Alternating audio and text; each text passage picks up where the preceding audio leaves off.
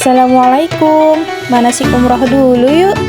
Bismillah, siapapun yang melihat video ini Allah undang segera untuk melaksanakan ibadah umroh dan haji ke Baitullah. Amin amin ya rabbal alamin.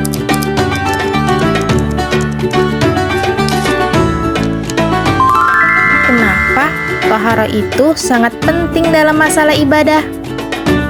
Sebab tohara menurut syariat Islam ialah kegiatan bersuci dari hadas maupun najis, sehingga seseorang diperbolehkan untuk mengerjakan suatu ibadah baik yang wajib ataupun yang sunnah, seperti sholat, haji, umroh, dan yang lainnya dalam keadaan suci baik berupa badan, tempat, dan pakaian. Ini penjelasannya. Mudaththir ayat 4, wa thiyabaka fatahhir, bersihkanlah pakaianmu. Maka secara fikih yang wajib suci itu badan, pakaian, dan tempat. Tiga itu ya.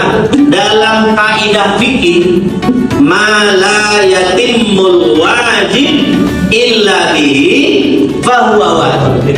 Ya. Perkara yang wajib tidak bisa dilakukan tanpa sesuatu, maka sesuatu ini tidak jadi wajib. Nah, contohnya seperti sholat.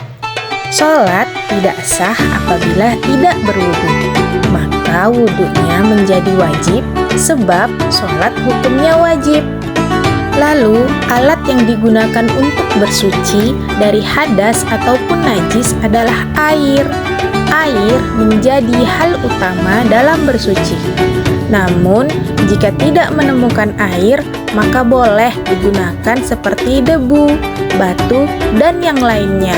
Ada 7 macam air yang digunakan untuk bersuci. Air hujan, air laut, air sungai, air sumur, air mata air salju, dan air embun. Dan perintah bersuci salah satunya dengan cara berwudu. Perintah ini terdapat di dalam surah Al-Maidah ayat 6. Walladzina amanu idza qumtum ilas shalah. Orang-orang beriman, kalau kalian mau sholat, mau mendirikan sholat, faghsilu wujuhakum, basuhlah wajahmu, rambut atas, kemudian pangkal telinga kanan, pangkal telinga kiri sampai ke dagu. Itulah batas wajah. Ambil. Itu dulu pertama. Udah basah ini muka, ambil kedua. Ambil kedua, ini jari telunjuk atau jari tengah letakkan pas di pangkal mata. Pangkal mata. Usap kanan dulu. Usap kanan dulu. Usap kanan. Balik. Ada 2 kan? Yang ketiga, ambil lagi. Seperti itu juga. Letakkan telunjuk atau jari tengah kita di pangkal mata. Usap ke kiri. Kelopak mata ini. Wa aydiyakum ilal marafiq, dan kedua tanganmu sampai siku. Ya, sampai siku ini boleh dari tangan ke siku, boleh dari siku ke tangan, karena cuman batas min toharul taba'. Siku itu dianggap hanya batas. Wamsahu bi ru'usikum, usap roksun. Roksun bahasa Arab kepala, bukan rambut. Tapi usap itu kepala. Mulai dari depan, usap. Itulah. Baru diputar ke depan. Baru diambilnya telinga yang di lubangnya. Ibu jari ini memutar ke belakang. Bangsa, usaplah kedua kakimu ilal ka'bain, hingga 2 mata. Mana 2 mata kaki? 1, 2. Air itu diusap kemari.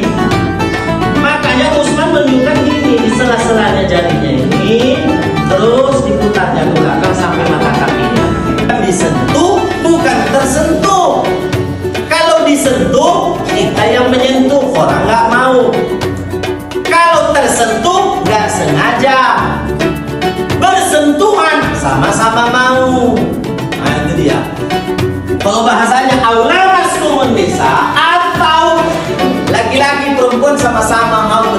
kira-kira begitu.